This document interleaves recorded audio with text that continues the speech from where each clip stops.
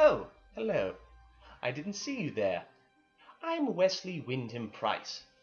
You've caught me cleaning my demon-slaying driver after a peculiarly ticklish encounter with Gorthak, the Unnameable. You know, when I'm not helping Angel Investigations keep the streets of Los Angeles safe from demon aggression, I also enjoy a good film. And I've just seen Mr. Joss Whedon's Much Ado About Nothing. For those of you who don't know the legend, Joss Whedon had about a week's vacation between completing principal photography on The Avengers and finishing post-production. Rather than take said vacation, he invited a series of actor friends over to his home where, over the course of roughly a week, he made the film. The result looks like Joss Whedon and a series of actor friends shot it in his home in roughly a week. In the best way imaginable.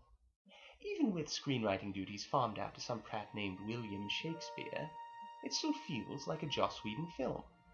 It's funny and imaginative, with inventive stagings, sight gags in nearly every other shot, with background actors providing unspoken commentary on racism in the original text, with acrobats, scuba gear, and sexually charged performances, including a possible gay subplot by one of the villains.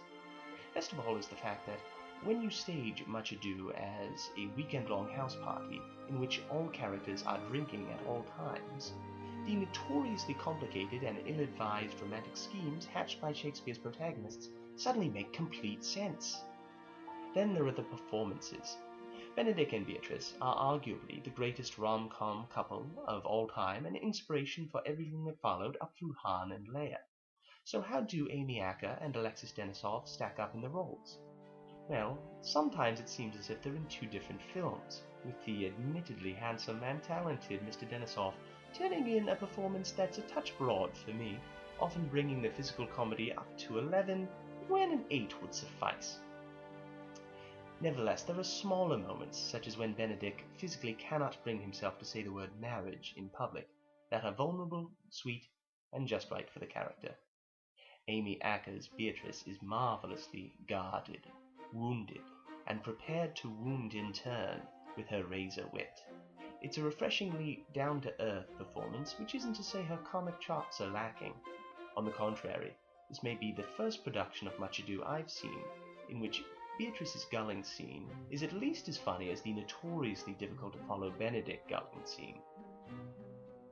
Special credit also goes to Sean Maher for his Don John, who demonstrably prefers evil and cupcakes to manual stimulation, and Nathan Fillion and Tom Lenk are perfect as a modern-day Dogberry and Verges by way of CSI.